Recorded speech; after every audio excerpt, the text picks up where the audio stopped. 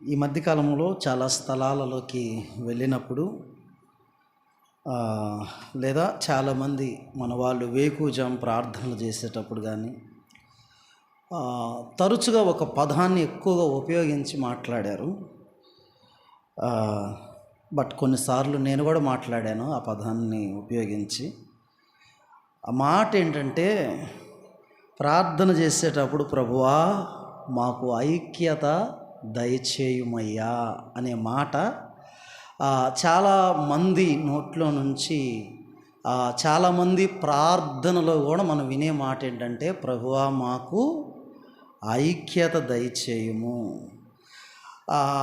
ఐక్యత అంటే అసలు ఏంటి? అసలు ఐక్యత, యూనిటీ అంటే ఏంటి? కలిసి చేసే ఆలోచన, కలిసి చేసే పనులు, కలిసి చేసే పనులన్నీ కూడా ఐక్యతకు సంబంధించినవి కాదు అని దేవుని వాక్యం చాలా తేటగా స్పష్టంగా తెలియజేస్తుంది. ఈరోజు నేను ఈ అంశాన్ని మీ మధ్యకి తీసుకురావడానికి ప్రయత్నం చేస్తున్నాను. దయచేసి ప్రాజెక్ట్ మీద పడే ప్రతిదీ మీరు నోట్ చేసుకోవటానికి, దాదాపుగా ఎవరు మిస్ కాకుండా ప్రతి విషయాన్ని నోట్ చేసుకోవటానికి ప్రయత్నం చేయాలని నేను మొదటిగానే మీకు తెలియజేస్తున్నాను.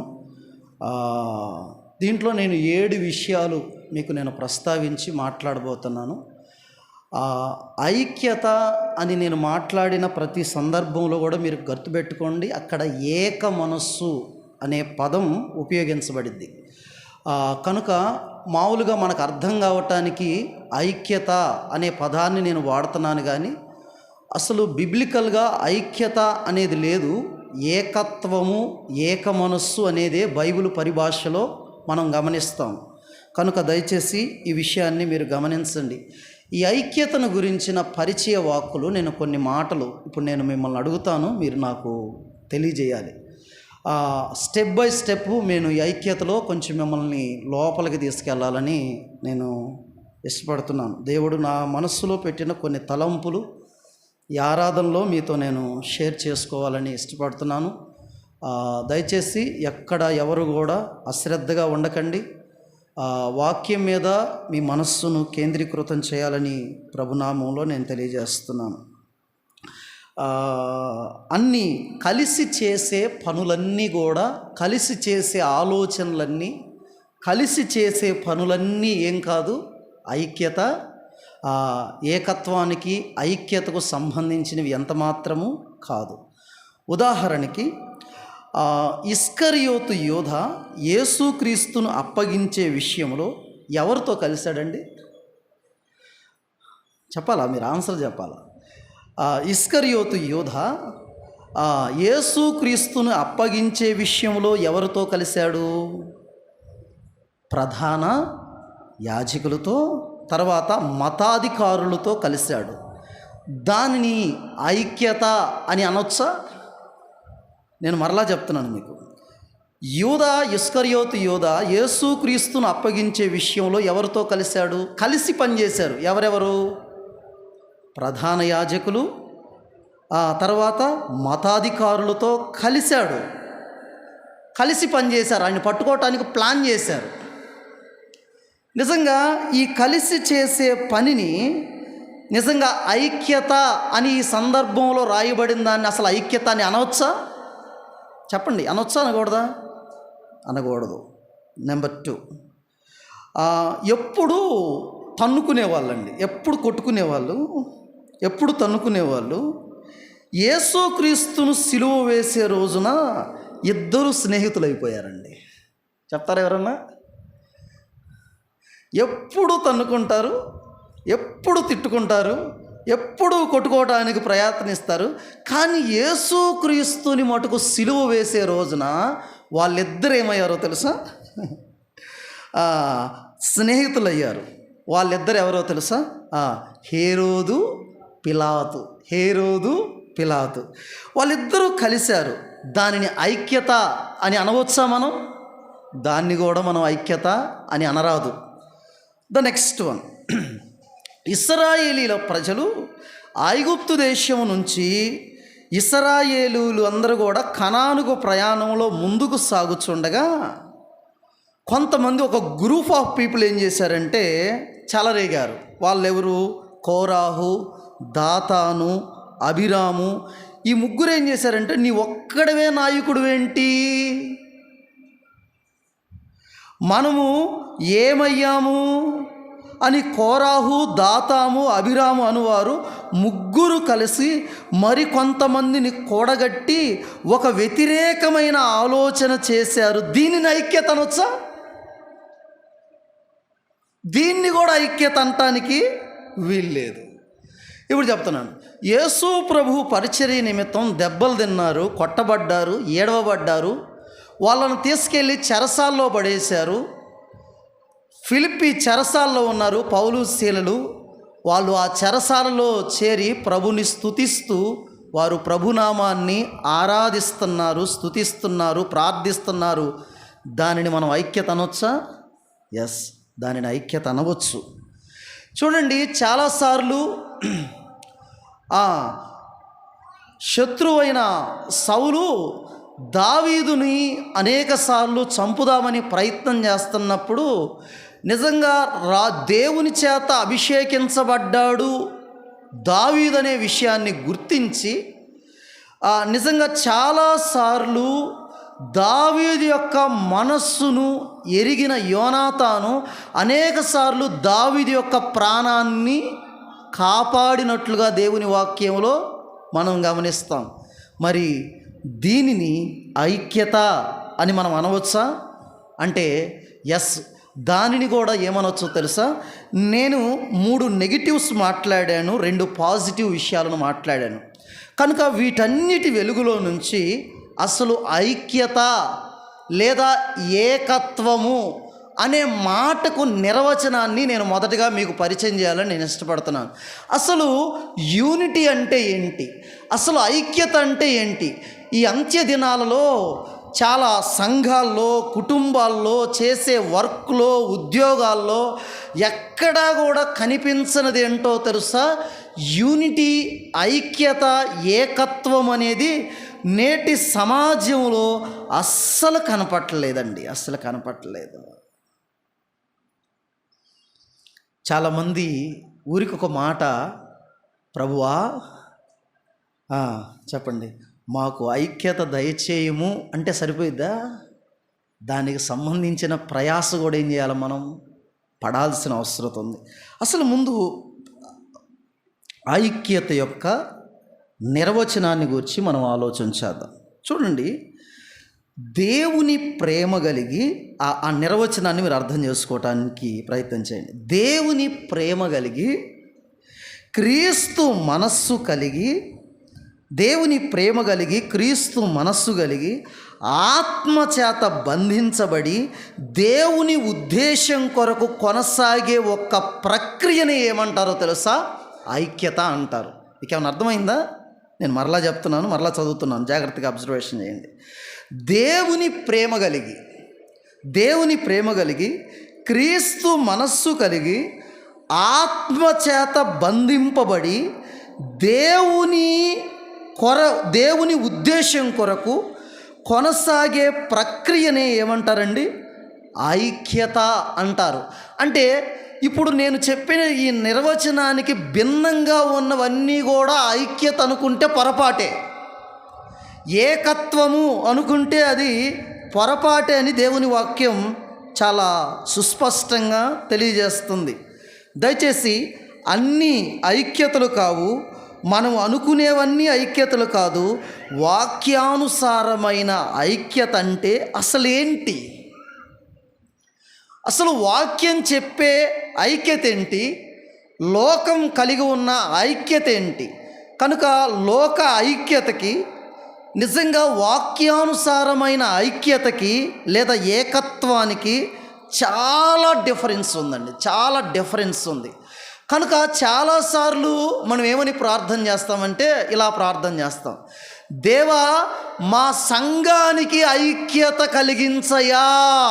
అనేక సార్లు మనం మాట్లాడే మాట ఏంటంటే, దేవా మా సంఘానికి ఐక్యత దయచేయ్యా అంటాం.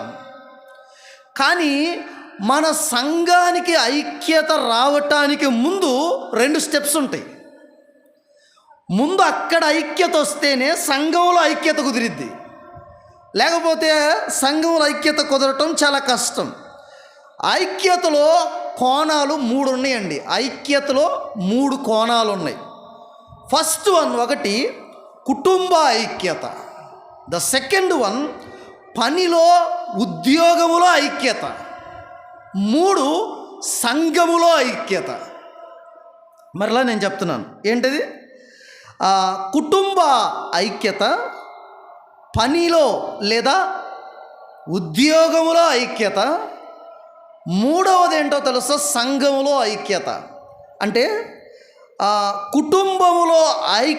కుటుంబంగా ఐక్యతలో విఫలమయ్యేవాడు ఉద్యోగములో ఐక్యంగా ఉండలేడు అని వాక్యం చెప్తుంది. నేను దయచేసి చెప్తున్నాను, ఈ రోజున వారి కుటుంబంలో ఐక్యంగా ఉండటానికి ప్రయాసపడలేని వాడు నిజంగా తన కుటుంబంలో ఐక్యంగా ఉండటానికి ప్రయాసపడని వాడు తను చేసే ఉద్యోగంలో కానీ పనిలో కానీ ఐక్యత విషయంలో విఫలం చెందుతాడు.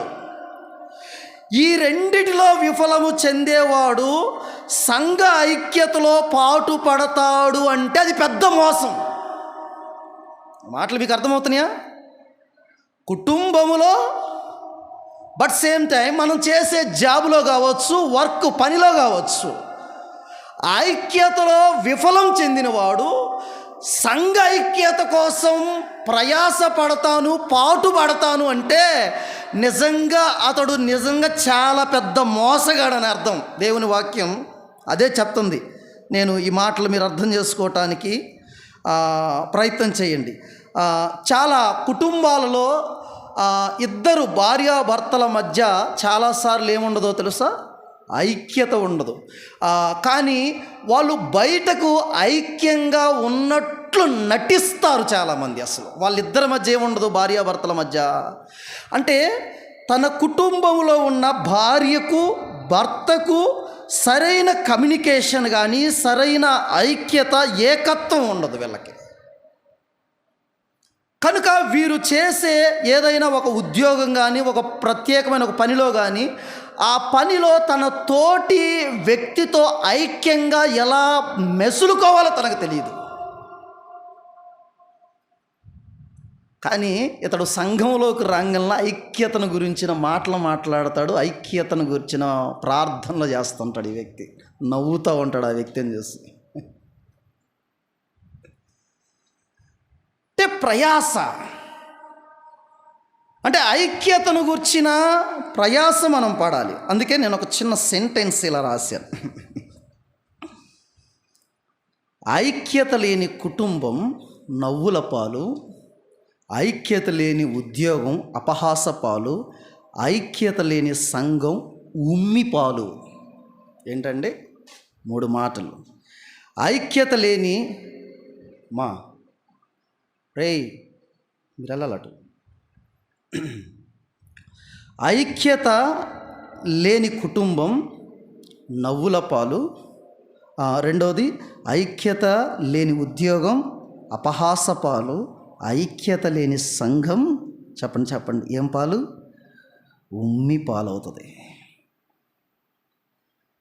ఈ రోజున అసలు సంఘములో ఐక్యత అనేది ఇట్స్ ఎ థర్డ్ వన్, 3వది. ముందు ఐక్యత ఎక్కడ ఉండాలా అండి? ముందు ఎక్కడ ఉండాలి? ముందు ఫ్యామిలీ, ముందు కుటుంబం, భార్య భర్త.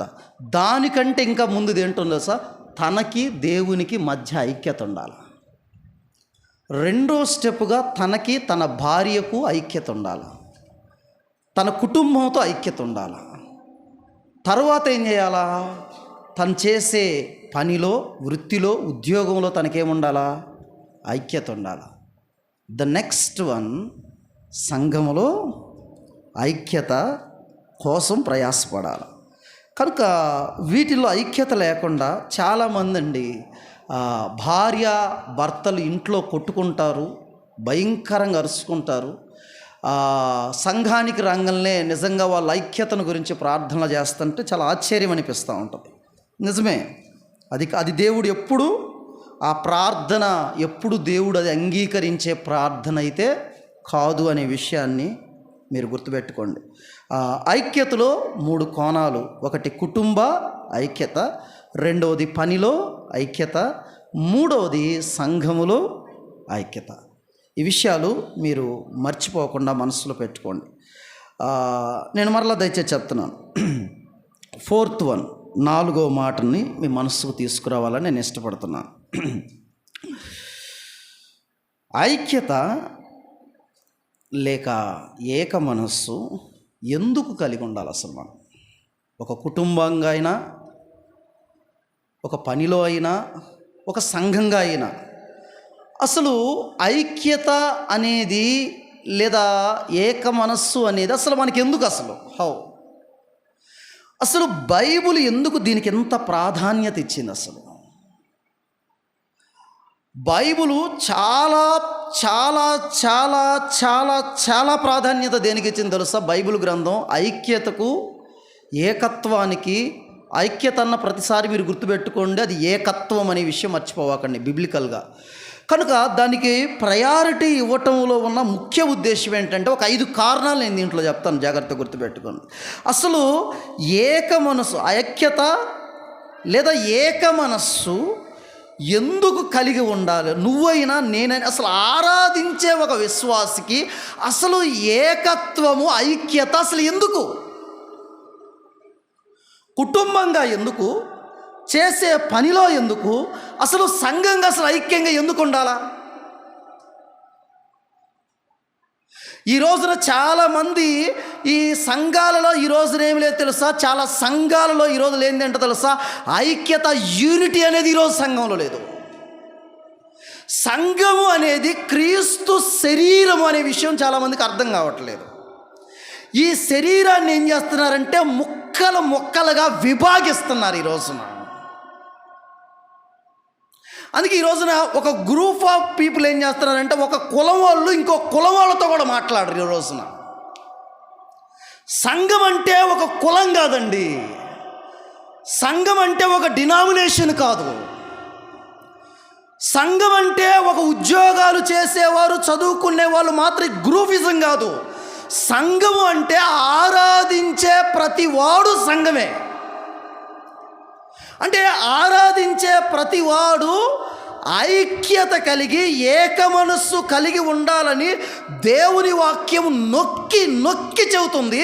అయితే ఇది మొదట కుటుంబంలో ఫెయిల్ అయిపోతుంది ఐక్యత, రెండవది తను చేసే ఉద్యోగంలో ఫెయిల్ అయిపోతుంది ఐక్యత, మూడవదిగా సంఘంలో అట్టర్ ఫ్లాప్ అయిపోతుంది ఐక్యత. అసలు ఎందుకు అంటే దీంట్లో నేను 5 మాటలు ఎందుకు ఐక్యత కలిగి ఉండాలి అంటే, ద ఫస్ట్ వన్, యోహాను సువార్త 17వ అధ్యాయాన్ని మీరు ఒకసారి తీయండి. John chapter 17. ఇప్పుడే మన వాక్యం తెరుస్తున్నాం అనుకుంటా.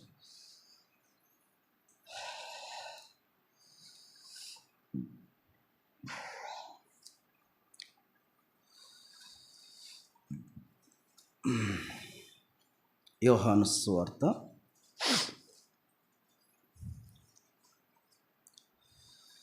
17వ అధ్యాయం 11వ వచనాన్ని చదువుదామా? అక్కడ ఇలాగ రాయబడింది: నేనికను లోకములో ఉండను కానీ మీరు లోకములో ఉన్నారు, నేను మీ యొద్దకు వచ్చుచున్నాను.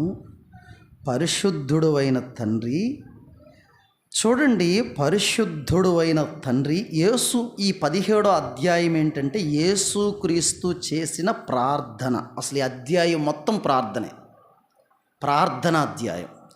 ఈ అధ్యాయంలో కుమారుడైన దేవుడు తండ్రి అయిన దేవునితో మాట్లాడుతున్నాడు. పరిశుద్ధుడు అయిన తండ్రి, మనము ఏకమై ఉన్నలాగున వారును ఏకమై యుండునట్లు నీవు నాకు అనుగ్రహించిన నీ నామమందు వారిని కాపాడుము. మీరు యేసు ప్రభు యొక్క ప్రార్థనా విధానాన్ని మీరు బైబిల్ గ్రంథంలో అంతటిని మీరు చదివిన 4 సువార్తల్లో ఎక్కడా కూడా ఎలా ఉంటుందంటే యేసుక్రీస్తు ప్రభు ఆయన ఇంకా చీకటిగా ఉండగానే ఆయన అరణ్యమునకు వెళ్ళాను, ఆయన రూపాంతర కొండ మీదకి ఎక్కాను, గెత్సెమనే వనములోనికి ఆయన వెళ్ళి రాత్రంతా ప్రార్థన చేశాను, పగులంతా పరిచర్య చేశాను, రాత్రంతా ప్రార్థన చేశాను, తన శిష్యుల ఎన్నిక కొరకు ప్రార్థన చేశాను. అంటే ప్రార్థన చేశానని ఒక వచనం 2 వచనాలతోనే అంతా క్లోజ్ చేయబడిద్ది. కానీ అసలు యేసుక్రీస్తు యొక్క ప్రార్థన ప్రస్తావించి లిఖించబడిన ప్రార్థన మటుకు ఈ 17వ అధ్యాయంలో మాత్రమే. ఆయన ఈ అధ్యాయం అంతా ఒకే ఒక అంశం కొరకు పదే ఆయన ప్రార్థన చేశాడు. ఆయన ఏమని ప్రార్థన చేశాడో తెలుసా? తండ్రి, నేను నీవు ఏకమై ఉన్నలాగున వీరు కూడా ఏమై ఉండాలా, మనము ఏమై ఉండాలా, ఏకమై ఉండాలి. అంటే తండ్రి యొక్క ప్రార్థన అంశం ఏంటి అసలు?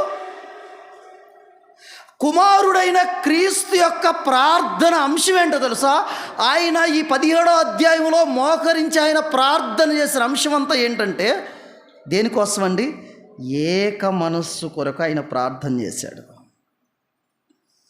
ఆయన ఏక మనస్సు కొరకు ప్రార్థన చేశాడు. ఇక్కడ జాగ్రత్తగా మనం ఆలోచించేద్దాం. ఏక మనస్సు కొరకు ఆయన ప్రార్థన చేశాడు. ఐక్యత అనేది మనము కలిగి లేము అనుకునే ఐక్యత అనేది ఎటువంటిదంటే, ఒకవేళ ఐక్యత అనేది మనము కలిగి లేము అనుకోండి, యేసుక్రీస్తు ప్రార్థనకు మనము ఎదురు తిరుగుతున్నాము అని అర్థం. అసలు ఐక్యత అనేదే మనలో లేకపోయిందనుకో, అసలు యేసుక్రీస్తు చేసిన ప్రార్థన మీదే మనకేముందో తెలుసా? తిరుగుబాటు ఉంది. యేసుక్రీస్తు విస్తారంగా ప్రార్థించిన అంశం దీని కొరకే, ఈ అంశం కొరకే. దేని కొరకండి?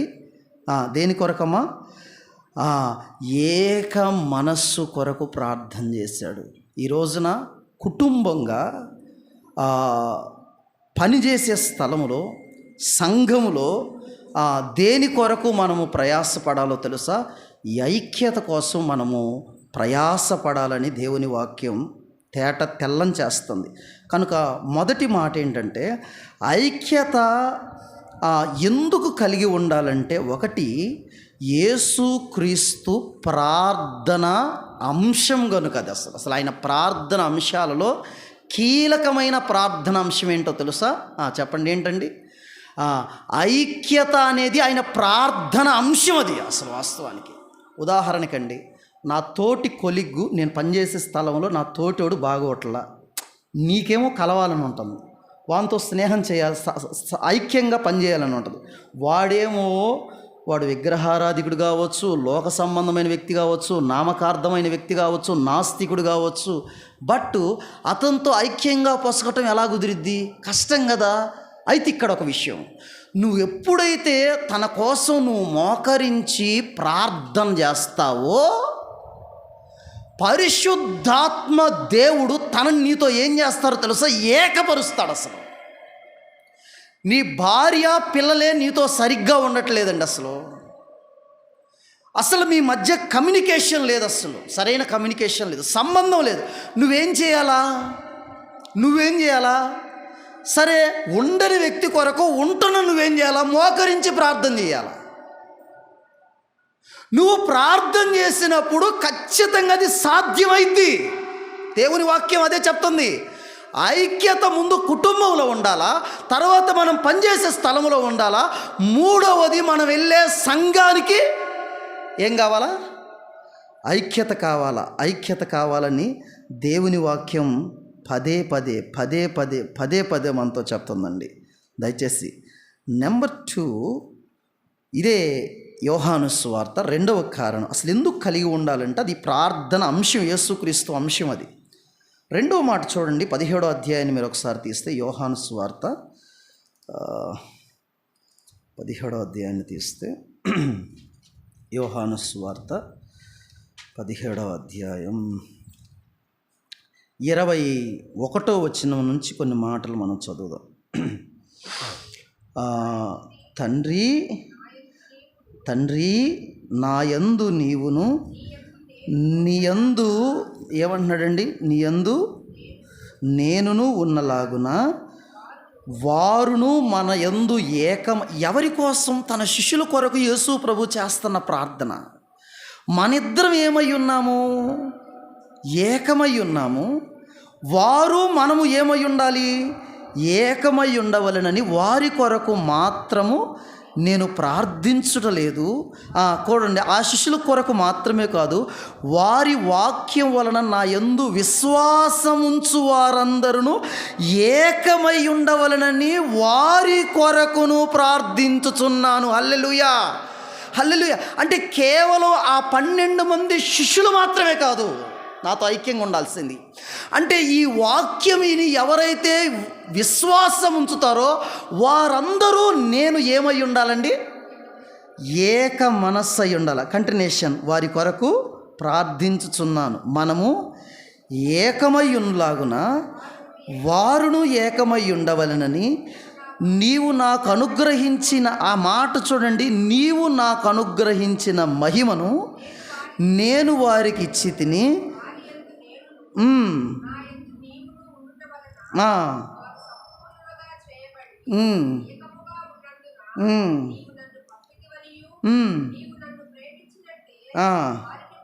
ప్రేమించి లోకము తెలుసుకొనున్నట్లు నాకు అనుగ్రహించిన మహిమను వారికి నేను ఇచ్చి. It's second one. దేవుడు ఎందుకు సంఘానికి, కుటుంబానికి ఐక్యత అవసరం అంటున్నాడంటే, ఐక్యత కలిగిన సంఘము లోకానికి సాక్ష్యం.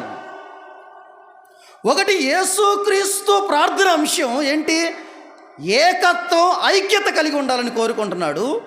రెండవది ఏంటంటే, ఐక్యత కలిగిన కుటుంబం, ఐక్యత కలిగిన సంఘం లోకానికి సాక్ష్యం. ఉదాహరణకండి, ఇక్కడ మనం ఉన్నాం, ఒక 150 మంది దాకా ఉన్నాం. మనం ఇక్కడ మనమే తన్నుకుంటున్నాం అనుకో, లోకానికి ఎట్టుంటుంది? మనమే కులం పేరిట విభజిస్తున్నాం అనుకో, ఎట్లా ఉంటుంది? అరే అది పలానా సంఘం రో, మనం వాడికి పోకూడదు రో. ఇట్లాంటి పరిస్థితులు లేవా సమాజంలో? అంటే లోకం ఎదుట నిజంగా సాక్ష్యం ఉందా? దేవునికి మహిమ ఉందా? ఐక్యత లేని కుటుంబం, ఐక్యత లేని సంఘం సాక్ష్యాన్ని కోల్పోయినాయండి. ఈ రెండు, అది కుటుంబమైనా, అది సంఘమైనా, సంఘమైనా కుటుంబమైనా. అయితే కుటుంబానికైనా సంఘానికైనా ఐక్యత అనేది చాలా కీలకమైనది. అది సాక్ష్యం, సాక్ష్యం, సాక్ష్యం, సాక్ష్యం.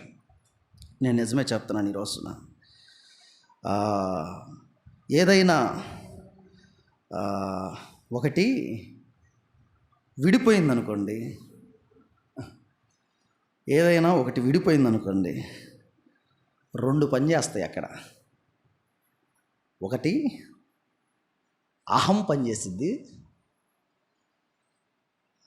రెండవది స్వార్థం పనిచేసిద్ది. నేను మరలా చెప్తున్నాను, ఐక్యత ఏదైనా ఒకటి విడిపోయింది అంటే 2 పని చేస్తాయి, అహం, స్వార్థం. అహం, స్వార్థం ఏం చేయనిదంటే మనిషిని ఐక్యతలో నుండి ఏం చేసేది తెలుసా? వెడగొట్టేసిద్ది. స్వార్థం ఏం చేసిద్ది తెలుసా? మనిషిని ఐక్యతలో నుంచి ముక్కలు చేసిద్ది. ఐక్యతను ఎవరు కాపాడుకోలేరో వారిలో ఈ 2 పనిచేస్తాయండి. ఏమేమి పనిచేస్తాయి? ఐక్యతను ఎవరు కాపాడుకోలేరో వారిలో ఈ 2 పనిచేస్తాయి. ఏంటి అయ్యి? అహం, అహం, స్వార్థం. అహము, స్వార్థము ఇవి 2 పనిచేస్తాయి అంటే ఖచ్చితంగా నీలో ఐక్యత లేదు. ఒకవేళ నీలో ఐక్యత ఉంది అంటే ఈ 2 లక్షణాలు నీలో లేవు అని దేవుని వాక్యం తేట తెల్లం చేస్తుంది. ఐక్యత కలిగిన సంఘం లోకానికి సాక్ష్యం.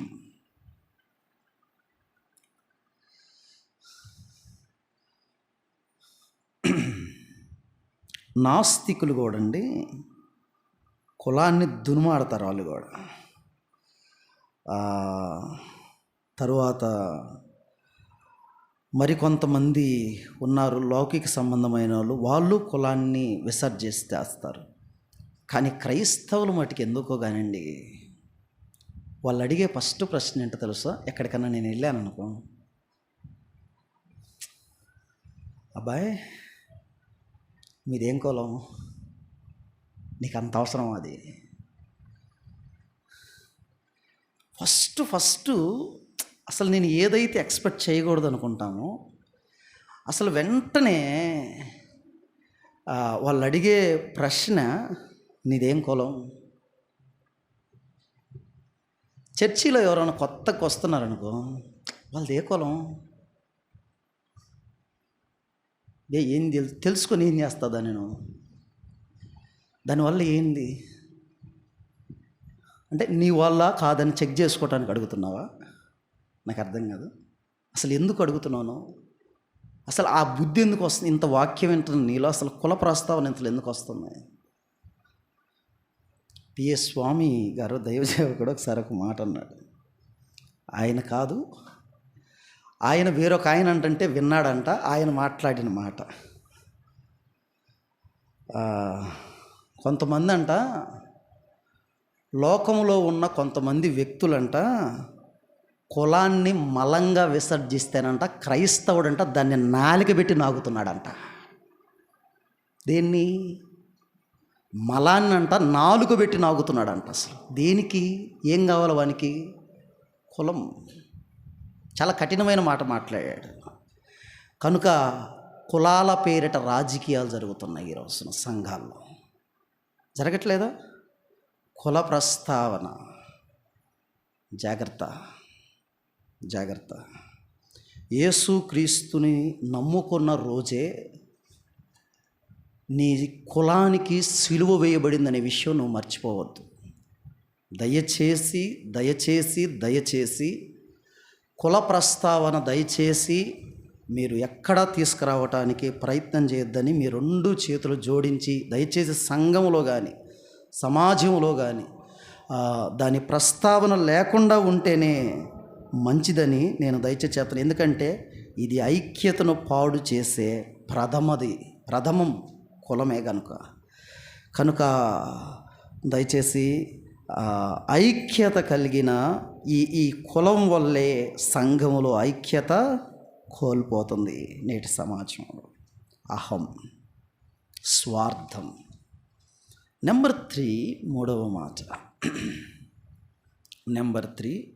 మాట.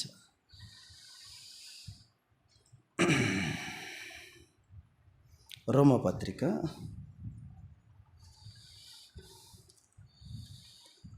1 ఏంటండి? ఎందుకు కలిగి ఉండాలి ఐక్యత అంటే? యేసుక్రీస్తు యొక్క ప్రార్థన అంశం అది. ఆయన ప్రార్థన చేసినానికి ఫలితం మనం అందరం కూడా ఈ ఐక్యత కలిగి ఉన్నాము అంటే అసలు యేసుక్రీస్తు ప్రార్థనకి జవాబు మనం అందరం కూడా అప్పుడు. రెండవది ఏంటంటే ఐక్యత గల సంఘం, ఐక్యత గల కుటుంబం, సమాజంలో సాక్ష్యం. 3 రోమపత్రిక 15వ అధ్యాయాన్ని మీరు తీస్తే, రోమపత్రిక 15వ అధ్యాయం 5-6 వచనాలను చదువుదాం. నేను చెప్పగలుగుతానా లేదా టయానికి? మీరు ఏకభావము గలవారై ఏకగ్రీవముగా మన ప్రభు అయిన యేసుక్రీస్తు తండ్రియగు దేవుని మహిమపరుచు నిమిత్తం, చూడండి, క్రీస్తు యేసు చిత్త ప్రకారము ఒకనితోనొకడు మనస్సు కలిసిన వారయుండునట్లు ఓర్పునకును ఆదరణకును కర్తయగు దేవుడు మీకు అనుగ్రహించునుగాక. మరలా చదువుదాం 5వ వచనాన్ని. మీరు ఏకభావము గలవారై ఏకగ్రీవంగా మన ప్రభు అయిన యేసుక్రీస్తు తండ్రియగు దేవుణ్ణి మహిమపరచు నిమిత్తం ఐక్యత కలిగి ఉండుట ద్వారా దేవునికి మహిమ వస్తుందండి. అసలు యూనిటీ ద్వారా మీకు అర్థమవుతుంది. అక్కడ ఏకత్వము ద్వారా దేవుని నామానికి, ఏ నామం పేరటైతే మనం ప్రార్థన చేస్తున్నామో, ఏ నామం పేరటైతే కూడుకుంటున్నామో, ఏ నామం పేరటైతే వాక్యం వింటున్నామో, ఏ నామం పేరటైతే మనం ఆరాధిస్తున్నామో, ఏ నామం పేరట మనం ధ్యానిస్తున్నామో, ఆ నామానికి మనం ఏం తీసుకురాగలమో తెలుసా? మహిమ తీసుకురాగలం. మనం ఆ నామానికి మనం మహిమను తీసుకొని రాగలమండి. ఆ నామానికి మనం మహిమ తీసుకురాగలం.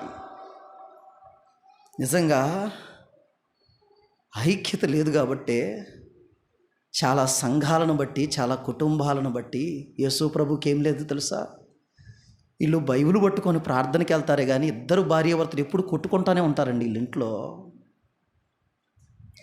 వీళ్ళ ఇంట్లో ఎప్పుడు గొడవలేనండి.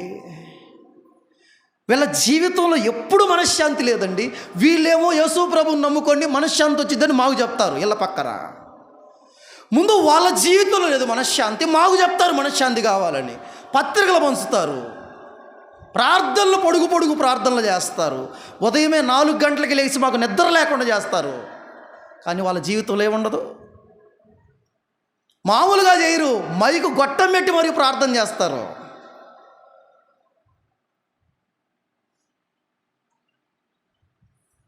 జాగ్రత్త. ఐక్యత లేకపోతే నీ కుటుంబంలో భార్యాభర్తలుగా, పిల్లలుగా మీ మధ్య ఐక్యత లేకపోతే కుటుంబంగా ఫెయిల్ అయిన మీరు సంఘంగా కూడా ఫెయిల్ అవుతారు. సంఘంగా ఫెయిల్ అయినప్పుడు, కుటుంబంగా ఫెయిల్ అయినప్పుడు నీ ద్వారా ఎప్పటికీ దేవునికి మహిమ రాదు.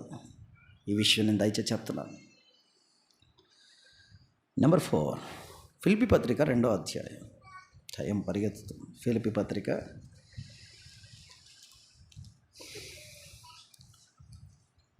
2వ అధ్యాయం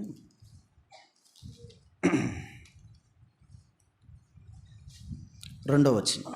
ఫిలిప్పీ పత్రిక 2వ అధ్యాయం 2వ వచనం చూడండి. అసలు అక్కడ ఒక మాట మాట్లాడుతున్నాడు పౌలు గారు.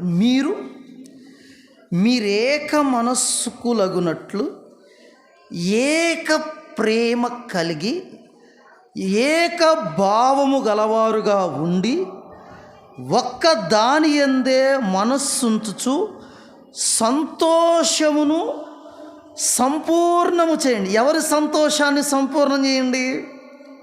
ఎవరు సంతోషం అండి? అక్కడ ఎవరు అంటున్నారు ఆ మాట? నా అనేది ఎవరు? అపోస్తుడైన పౌలు గారు అంటున్నాడు. ఏమంటున్నాడు? నాకు సంతోషం ఎప్పుడు పరిపూర్ణమైందో తెలుసా? సంఘం ఎప్పుడైతే యూనిటీగా ఉంటుందో దైవ సేవకునికి ఏం కలిగిద్ది? సంతోషం కలిగిద్ది. ఇప్పుడు దేవుని పరలోకములో ఉన్న దేవునికి, భూమి మీద దేవుని సేవకునికి ఎప్పుడు సంతోషమో తెలుసా? సంఘము యూనిటీగా ఉన్నప్పుడు, సంఘములో ఉన్న కుటుంబాల్లో యూనిటీ ఉన్నప్పుడు. సంఘములో యూనిటీ లేనప్పుడు, సంఘాల్లో ఆరాధిస్తున్న వ్యక్తుల కుటుంబాల్లో యూనిటీ లేనప్పుడు దైవ సేవకునికైనా దేవునికైనా సంతోషం ఎలా ఉంటుందండి? అసలు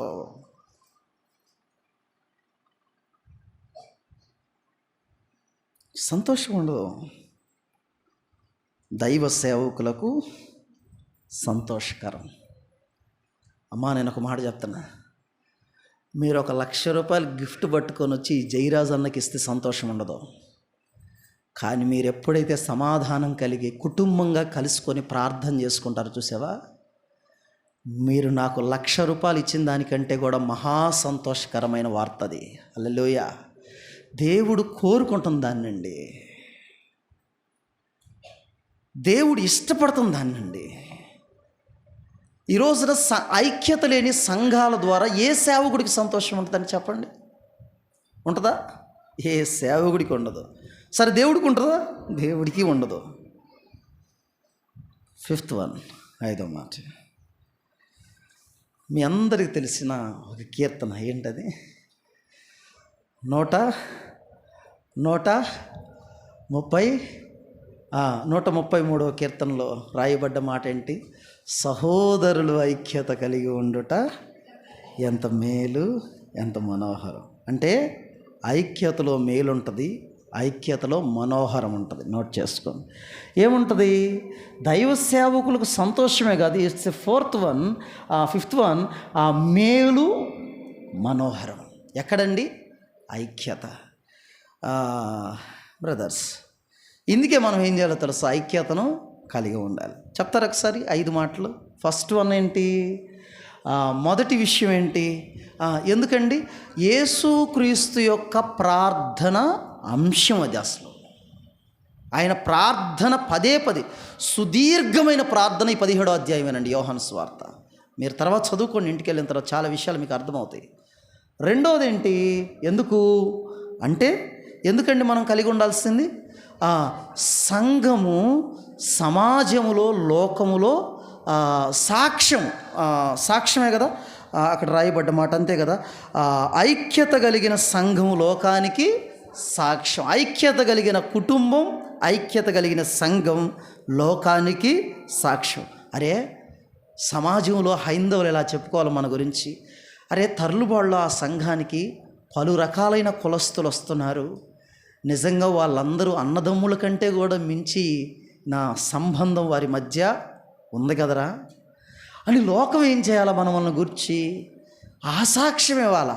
వాడా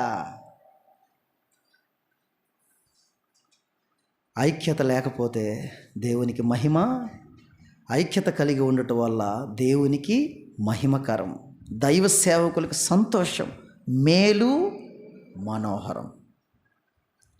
ఇట్స్ ఫిఫ్త్ వన్. 5వ విషయం, ఐక్యత లేదా ఏక మనసు యొక్క ప్రమాణాలు లేదా పునాదులు. 2 మాటలు చెప్తాను ఇక్కడ. ఐక్యత లేదా ఏక మనస్సుకు ప్రమాణం లేదా పునాది అసలు ఏంటి? అసలు ఐక్యతకు అసలు ప్రమాణం ఎవరు? అసలు ఐక్యతకు అసలు పునాది ఏంటి? పునాది అయినా ప్రమాణమైన అసలు ఎవరు అంటే, యోహాను సువార్త 10వ అధ్యాయం 30వ వచనం తీయండి. ఈ మాటలు ఈ 2 పాయింట్లు మీకు అర్థమైతే ఆ మెసేజ్ సెట్ అయినట్టేనండి. నా మనసులో ఉన్న భావం కొంతవరకైనా, నేను ప్రిపరేషన్ అయినంత నేను మీకు చెప్పలేను, నాకు డెలివరీ చేయటం కూడా చేత కాదు, చాలా ప్రిపేర్ అవుతాను నేను. కానీ జస్ట్ కొంత భాగం అయినా మీకు అర్థమైద్ది అనుకుంటున్నా, ఈ పాయింట్ మీకు అర్థమైతే. ఐక్యత లేదా ఏక మనస్సు యొక్క ప్రమాణాలు లేదా పునాదులు. ప్రమాణం, పునాది, ఈ విషయాన్ని అసలు ఎవరు? ఐక్యతకు అసలు పునాది ఎవరు? అసలు ఈ ఐక్యతకు ప్రమాణం ఎవరంటే, రండి యోహాను సువార్త 10వ అధ్యాయం కాడికి వెళ్దాము. ఈ ఐక్యతకి ప్రమాణం ఎవరంటే దేవుడే. ఎవరండి అసలు ఐక్యతకి అసలు ప్రమాణం ఎవరండి అంటే, అక్కడ ఒక మాట నేను ప్రస్తావించాలనుకుంటున్నాను. యోహాను సువార్త 10వ అధ్యాయం 30వ వచనాన్ని ఒకసారి మీరు చదువుతారా? 10. అక్కడ ఒక మాట ఏంటమ్మా? నేనును తండ్రియు ఏకమై ఉన్నామని వారితో చెప్పెను. ఇక్కడ యేసు ప్రభు ఒక మాట చెప్తున్నాడు. అసలు ఏకత్వానికి, ఐక్యతకి పునాది అసలు ఎవరు? బేస్ ఎవరు? అసలు ఈ ఐక్యత లేదా ఈ ఏకత్వానికి అసలు పునాది ప్రమాణం ఎవరంటే, త్రిత్వమై ఉన్న దేవుడే దీనికి ప్రమాణం, ఇంకెవరు లేరండి అసలు. ఎందుకంటే మనం ఆరాధించే దేవునిలోనే యూనిటీ ఉంది, మనం ఆరాధించే ఈ దేవునిలోని ఏకత్వము, ఏక మనస్సు అనేది వీరిలో ఉన్నట్లుగా మనం లేఖనాల్లో గమనించగలం. నేనును తండ్రియు ఏమై ఉన్నామండి?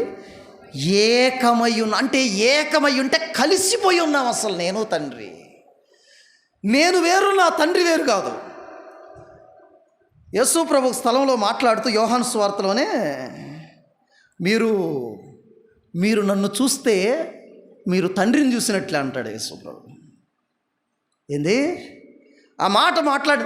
ఏంది నిన్ను చూస్తే తండ్రి? అవును, నువ్వు ఎప్పటి నుంచో, నేను అబ్రహాము కంటే ముందుగా ఉన్నవాడను. నువ్వు అబ్రహాం కంటే ముందుగా ఉన్నావా? నీ కనీసం 30 సంవత్సరాల వయసు కూడా లేదు, నువ్వు ఎప్పటి నుంచి ఉన్నావు? నేను అబ్రహాం కంటే నేను ముందుగానే ఉన్నా. ఇక్కడ ఒక మాట చెప్తున్నా, జాగ్రత్తగా వినండి. దేవుడు ఒక్కడే, వ్యక్తులు ముగ్గురు. ఈ మాట మీరు జాగ్రత్తగా అర్థం చేసుకోవటానికి ప్రయత్నం చేయండి. ఎందుకంటే త్రిత్వమైన దేవుడే ఈ ఐక్యతకి పునాది. ఈ త్రిత్వమైన దేవుడే ఐక్యతకి, ఏకత్వానికి పునాది, ప్రమాణం వాళ్ళే. చూడండి జాగ్రత్తగా, దేవుడు ఒక్కడే, వ్యక్తులు ముగ్గురు అని దేవుని వాక్యం తెలియజేస్తుంది. సంఘములో 1000 మంది ముఖాలు ఉండొచ్చండి, కానీ ముఖాలు వేరైన మూలం ఒక్కటే అని దేవుని వాక్యం చెప్తుంది. ముఖాలు వేరైన మూలం మట్టుకు ఒక్కటే. ఏంటది? ఏకత్వం, ఐక్యత ఒక్కటే అనే విషయం మీరు గుర్తుపెట్టుకో. నేను బైబిల్ని 3 కాలాలుగా విభాగించి మనం మాట్లాడవచ్చు. బైబిల్ మొత్తాన్ని ఆదికాండం నుంచి ప్రకటన గ్రంథం వరకు 3 కాలాలుగా విభాగించి మాట్లాడవచ్చు. దాంట్లో ఒకటి, తండ్రి అయిన దేవుడు మనుషులతో వ్యవహరించిన కాలం. దీన్ని ఏమంటారంటే పాత నిబంధన కాలం అంటారు. జాగ్రత్త గుర్తుపెట్టుకోండి. మీరు వాక్యం కాన్సన్ట్రేషన్ తప్పిందా ఈ పాయింట్ మీకు అర్థం కాదు. నేను మరలా చెప్తున్నాను. తండ్రి అయిన దేవుడు మానవులతో వ్యవహరించిన కాలం, దీన్ని ఏమంటారండి? పాత నిబంధన కాలం అంటారు.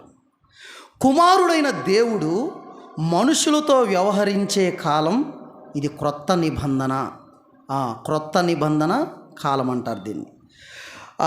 పరిశుద్ధాత్మ దేవుడు మానవులతో వ్యవహరించే కాలం, ఇది కడవరి కాలం, అంత్యకాలం. 3 మీకు అర్థమవుతుందా? నేను మరలా చెప్తున్నా. బైబిల్ని 3 భాగాలుగా విభాగిస్తే త్రిత్వమై ఉన్న దేవుని గురించి మనం ఆలోచన చేస్తుంటే వారు ముగ్గురు ఒక్కటే. దేవుడు ఒక్కడే, వ్యక్తులు ముగ్గురు. ఈ విషయాన్ని మీరు గుర్తుపెట్టుకోండి. దాంట్లో తండ్రి అయిన దేవుడు మానవులతో వ్యవహరించే ఈ కాలం అంతటిని ఏం చెప్పొచ్చండి? పాత నిబంధన కాలం. అంటే మానవులకి తండ్రి అయిన దేవునికి సంబంధం. తర్వాత క్రొత్త నిబంధన కాడికి వచ్చేసరికి కుమారుడైన దేవుడికి మానవులతో వ్యవహరించిన ఈ కాలం. కుమారుడైన క్రీస్తు వెళ్ళిపోయిన తర్వాత పరిశుద్ధాత్మ దేవుడు, సంఘం, ఈ కడవరి దినాలలో మనతో వ్యవహరించే ఈ కాలాన్ని ఏమంటారు? ఇది కడవరి కాలం, ఇది చివరి కాలం, అంత్యకాలం. ఇది ఇంకొంచెం మీకు అర్థం కావటానికి చెప్తాను, జాగ్రత్తగా వినండి. వాటిలో పాత నిబంధన కాలంలో తండ్రి అయిన దేవుడు మానవులతో నేరుగా వ్యవహరించాడండి. ఎస్ఆర్ను అమ్మా ఇటు చూడండి జాగ్రత్తగా. తండ్రి అయిన దేవుడు పాత నిబంధన కాలంలో పాత నిబంధన కాలంలో తండ్రి అయిన దేవుడు మానవులతో నేరుగా వ్యవహరించాడు. కానీ ఈ తండ్రి అయిన దేవుడు మానవులతో వ్యవహరిస్తున్న ఈ కాలంలో, ఈ పాత నిబంధన కాలంలో వెనక నుండి పనిచేసిన వాళ్ళు ఎవరు?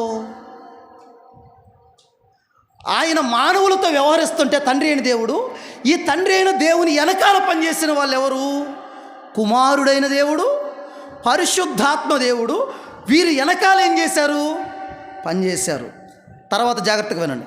క్రొత్త నిబంధన కాలంలో కుమారుడైన దేవుడు మానవులతో నేరుగా వ్యవహరించాడు. ఎస్ఆర్లో క్రొత్త నిబంధన కాలంలో కుమారుడైన దేవుడు మానవులతో నేరుగా వ్యవహరించాడు. వెనక నుండి పనిచేసిన వాళ్ళు ఎవరు? తండ్రి అయిన దేవుడు, పరిశుద్ధాత్మ దేవుడు. మీకు అర్థమవుతుందా? ఇప్పుడు ఈ కడవరి కాలంలో పరిశుద్ధాత్మ దేవుడు నేరుగా మానవులతో వ్యవహరిస్తున్నాడు. ఇప్పుడు ప్రస్తుతం ఇప్పుడు ఎవరు అండి? ఇప్పుడు పనిచేస్తుంది ఎవరు? ఇప్పుడు నేరుగా పరిశుద్ధాత్మ దేవుడు మానవులతో వ్యవహరిస్తున్నాడు. ఇప్పుడు ఈ మానవులు వెనకాల ఇప్పుడు ఈ పరిశుద్ధాత్మ దేవుని వెనక వర్క్ చేస్తుంది ఎవరు? తండ్రి అయిన దేవుడు, కుమారుడైన క్రీస్తు. ఈ సత్యాన్ని మీరు మర్చిపోవద్దు. అంటే వీళ్ళ మధ్య ఎలాంటి యూనిటీ ఉందంటే, ఒకరు ముందుంటే వెనకాల వాళ్ళు సపోర్టు, తండ్రి అయిన దేవుడు ముందున్నప్పుడు కుమారుడైన క్రీస్తు పరిశుద్ధాత్మ దేవుడు వెనకాలండి సపోర్ట్ చేశారు. తరువాత ఆ కుమారుడైన క్రీస్తు వ్యవహరిస్తున్న కాలంలో తండ్రి అయిన దేవుడు పరిశుద్ధాత్మ దేవుడు వ్యవహరించాడు. తరువాత కాలంలో పరిశుద్ధాత్మ దేవుడు ఆయన నేరుగా మానవులతో వ్యవహరిస్తున్నప్పుడు కుమారుడైన దేవుడు తండ్రి అయిన దేవుడు వెనకాలండి ఈజ్ అ యూనిటీ. ఇది అసలు బిబ్లికల్గా దేవుడు చెప్తున్న ఐక్యత ఇది అసలు వాస్తవానికి.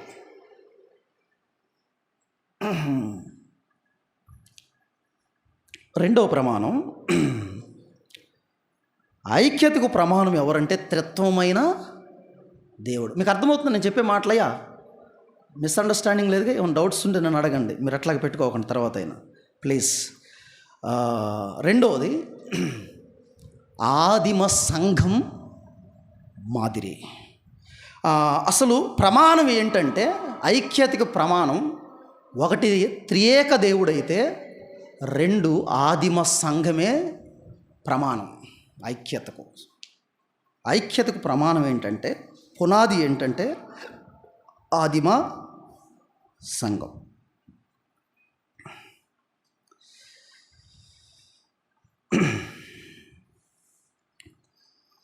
అపోస్తుల కార్యముల గ్రంథం 2వ అధ్యాయం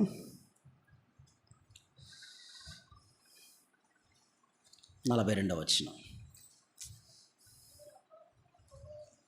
ఆ మాట జాగ్రత్తగా పట్టుకోండమ్మా, కన్ఫ్యూజ్ అవ్వద్దు దయచేసి మీరు. అపోస్తుల కార్యముల గ్రంథం 2వ అధ్యాయం 42వ వచనం. రైట్. వీరు అపోస్తుల బోధయందు సహవాసమందు రొట్టె విరుచుటయందు ప్రార్థనయందు ఎలా ఉన్నారండి? ఆదిమ సంఘమంతా చేసిన పనేంటో తెలుసా? అపోస్తుల బోధ, సహవాసం, రొట్టె విరుచుట, ప్రార్థన. ఇవి నాలుగు స్తంభాల్లాగా పనిచేసిన వాళ్ళలో. మీరు చూడండి, కొంచెం కిందకు వద్దాం మనం. 45వ వచనాన్ని మనం చదువుదాం దయచేసి. ఇదియుగాక వారు తమ చరస్థిరాస్తులను అమ్మి అందరికీ వారి వారి అక్కరుల కొలది పంచిపెట్టిరి.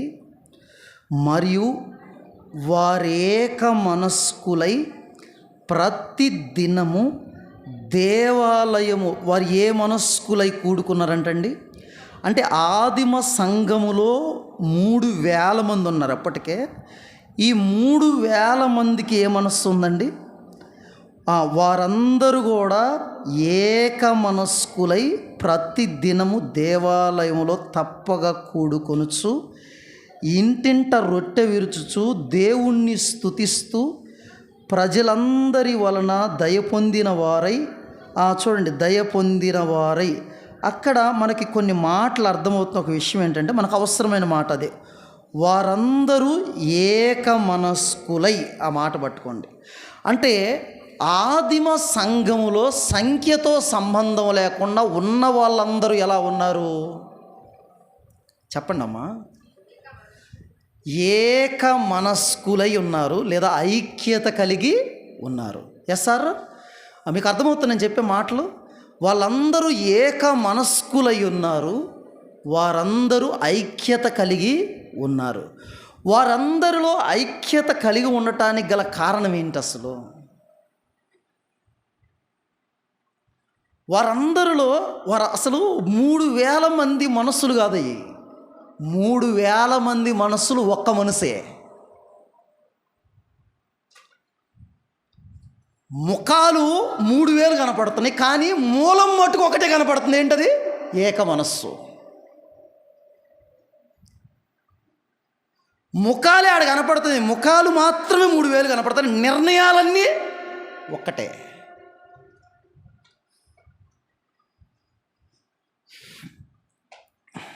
ఎందుకో చెప్పమంటారా?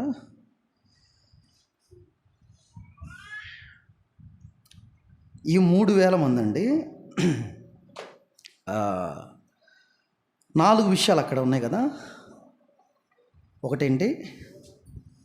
బోధ అంటే 3,000 మంది కలిసి వాక్యం విన్నారు. Please your understanding. అలా మీరు జాగ్రత్తగా వినాలి ఈ మాట. తమ్ముళ్ళారా, చెల్లి జాగ్రత్తగా వినాలా. 3,000 మంది దేవుని వాక్యాన్ని కలిసి విన్నారు వీళ్ళు. నెంబర్ 1. నెంబర్ 2, 3,000 మంది కలిసి సహవాసం చేశారు. నెంబర్ 2. నెంబర్ 3, 3,000 మంది కలిసి రొట్టె విరిచారు. It's a third one. మూడవది, 3,000 మంది కలిసి ప్రార్థన చేశారు. అందుకే వారిలో ఏ పని చేసింది? ఏక మనస్సు పనిచేసింది వారిలో.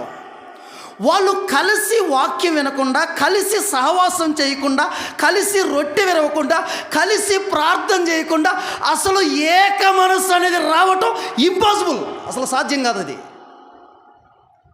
అసలు మనకి ఎందుకు ఉండట్లేదు తెలుసా ఏక మనస్సు? మన సంఘాలకు ఎందుకు ఇది కరువు అవుతుంది తెలుసా? నేటి దినాల్లో మనము కలిసి వాక్యం వినం. సంఘ కూడికల్లో ఆదివారం మధ్యలో జరిగే కూడికి అటెండ్ అవ్వాలంటే అటెండ్ అవ్వాలా. సంఘ రూల్ అది. జి రాజారావు గారు అనే దైవ సేవకుడు చెప్పాడు, అసలు రెగ్యులర్గా జరిగే కూడికల కంట అటెండ్ అవ్వకపోతే 2 కారణాలు బట్టి ఆగాలంట. ఒకటి, ఊర్లో లేకపోతే అటెండ్ అవ్వకూడదంట. రెండోది, మంచంలోంచి లేకపోతే అటెండ్ అవ్వకూడదంట. జి రాజారావు గారు చెప్పిన మాట.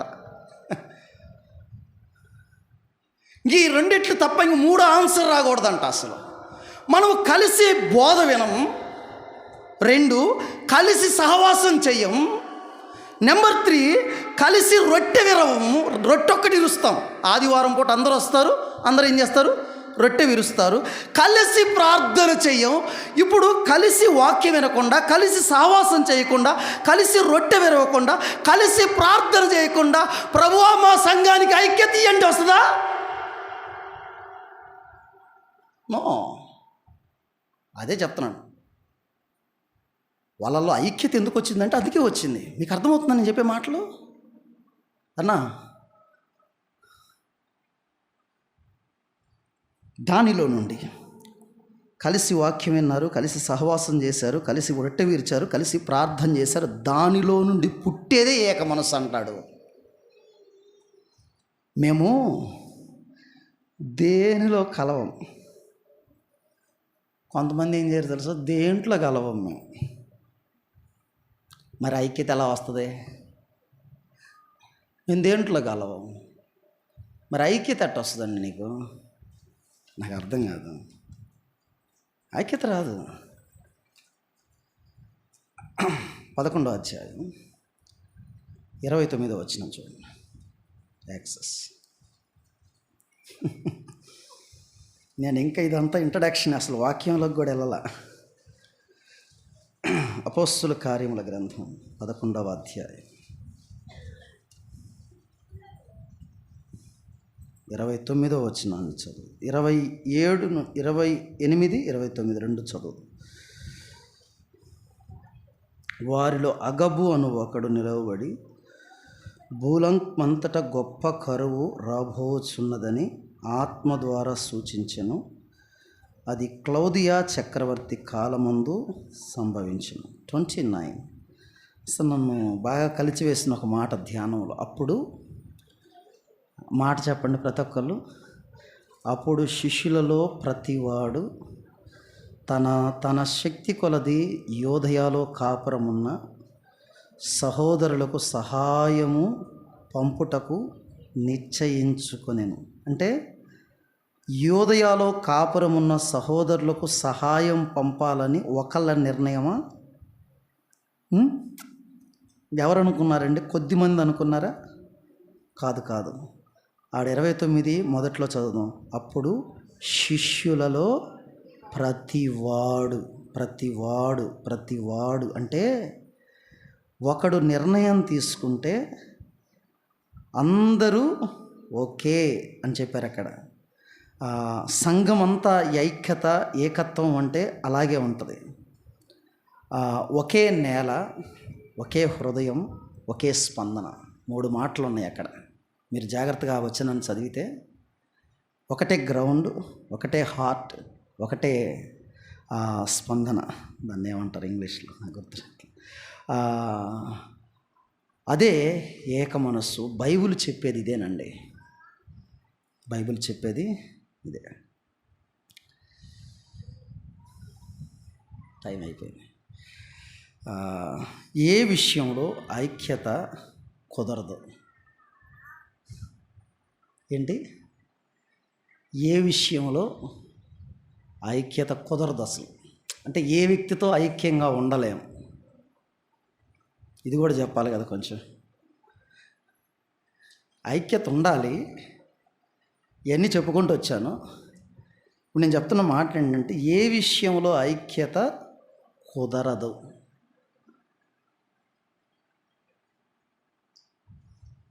రోమపత్రిక 16వ అధ్యాయం 17వ వచనం.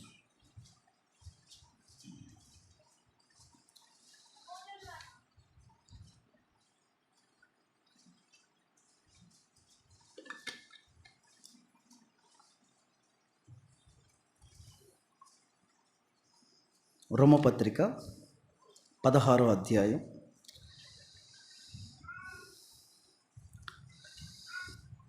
17వ వచనం. ఆ మాట చూడండి అమ్మ. మీరందరూ అర్థం చేసుకోవాలి తల్లి, దయచేసి. ఈ మాటలు 3 మాటలు చెప్తాను ఇప్పుడు నేను. ఈ మాటలు కొంచెం జాగ్రత్తగా మనసులో పెట్టుకోవాలి మీరు.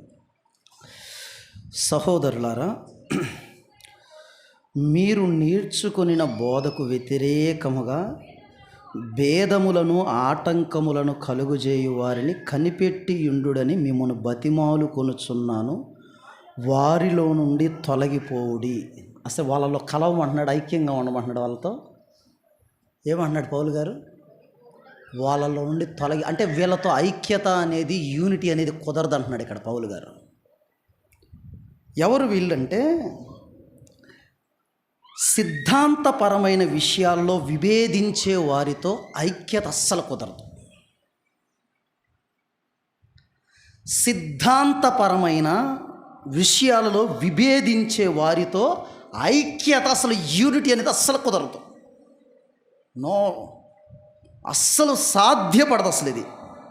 సిద్ధాంతపరమైన విషయాలలో మీకు కొన్ని మాటలు చెప్తాను, గుర్తుపెట్టుకోండి.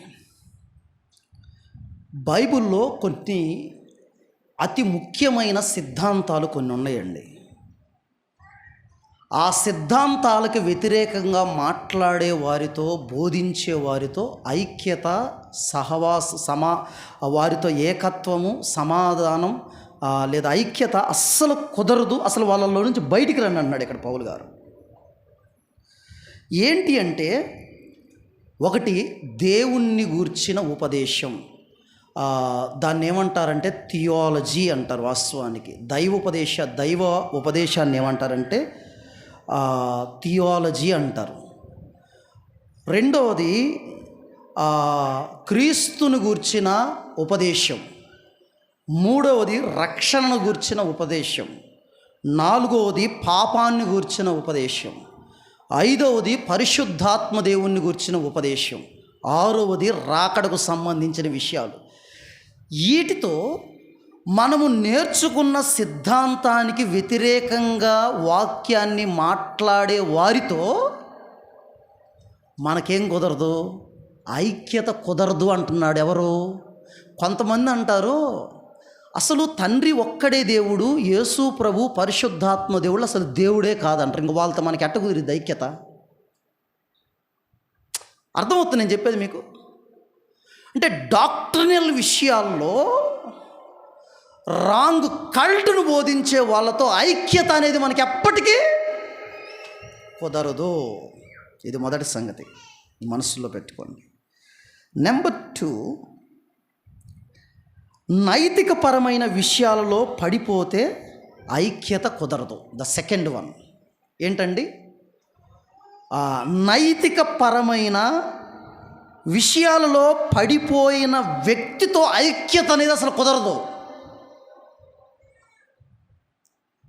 కొరింథీ సంఘాన్ని గురించి మాట్లాడతాడు. చూడండి ఒకసారి. 1 కొరింథీ 5వ అధ్యాయం 1 కొరింథీ 1వ వచనం. అసలు నాకు ఈ అధ్యాయం చాలాసార్లు చదువుతున్నప్పుడు దీని స్టార్టింగ్ భలే చేస్తాడండి పౌలు గారు. అసలు ఏమన్నాడు చూడండి, మీలో జారత్వం ఉన్నదని వదంతి కలదు. అంటే మీలో ఏముంది, సంఘంలో ఏముందంట, జారత్వం ఉన్నదని వదంతి కలదు అంటాడు. వదంతి అంటే ఏదయా? గట్టిగా చెప్పండి, చెప్పేది ఏదో గట్టిగా చెప్పండి. పుకారు, దట్స్ రైట్ వర్డ్. ఏంటంట వదంతి అంటే ఏంటి అంటే ఉంది అంటలేదు అక్కడ పౌలు గారు. అంటే ఇట్లాంటి పుకార్ అనేది బయటకు వచ్చింది అన్నట్లు, అంటే తెలియనట్టుగా మాట్లాడుతున్నాడు. ఎవరు? దాని స్టార్టింగ్ వచనాలను చూడండి, అసలు తెలియదు అన్నట్లుగానే ప్రస్తావించి మాట్లాడుతున్నాడు. కంటిన్యూషన్ చదువుదాం. మీలో ఒకడు తన తండ్రి భార్యను ఉంచుకొని ఉన్నాడంట, అట్టి జారత్వం అన్ని జనులైనను. అంటే ఇలాంటి నీచమైన క్రియ దేవుణ్ణి నమ్ముకోని వాళ్ళ మధ్య కూడా జరగదు. అంటే ఎంత అంటే ఒక మాట నైతిక పరంగా ఎంత పడిపోయారు అసలు వాస్తవానికి చెప్పాలంటే. అసలు అంటే సంఘము మోడల్గా ఉండాల్సింది, నైతికపరమైన విషయాల్లో మోడల్గా బ్రతకాల్సింది సంఘం. ఈ నైతికపరమైన విషయంలో సంఘం ఏమైపోయింది? ఇక్కడ సంఘంలో ఒక సహోదరుడు పాపంలో పడిపోయారు. కానీ 2వ వచనాన్ని కూడా చదువుదాం. ఇట్లుండి మీరేం చేస్తారు, ఇంత పాపం లోపల పెట్టుకొని కూడా మీరేం చేస్తారో తెలుసా? మీరు ఒప్పుంగుచున్నారే కానీ మీరెంత మాత్రం దుఃఖపడి, అంటే ఇలాంటి వాడిని సంఘంలో నుంచి ఏం చేయాలంట అసలు? అంటే అలాంటి వాడిని దగ్గర పెట్టుకొని వాడిని పొగుడుతున్నారంట, అసలు వాడికి భజన చేస్తున్నారంట.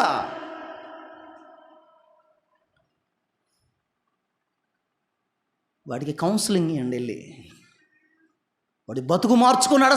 సరే నీ మాట వినకపోతే నీతో సహోదరులను తీసుకెళ్ళు, సంఘంలో గద్దించు. స్టార్టింగ్ ఇలా మాట్లాడే కదా, ఎండింగ్ ఎలా మాట్లాడతాం చూడండి. 13వ వచనం కాడికి వచ్చరికి ఏంటమ్మా, మీరు లోపటి వారికి తీర్పు తీర్చువారు గనుక ఆ దుర్మార్గుణ్ణి మీలో నుండి వెలివేయుడి. అంటే ఇలాంటి వాడిని ఏం చేయాలంటే, వాడికి పెట్టిన పేరేంటో తెలుసా? వాడు దుర్మార్గుడు అంట. వాడిని మీలో నుంచి ఏం చేయండి అంటే, నైతిక పరమైన విషయాలలో పతనమైన వాడితో ఐక్యంగా కలిసి ప్రార్థన చేయటం కుదిరిద్దా? కుదరదు.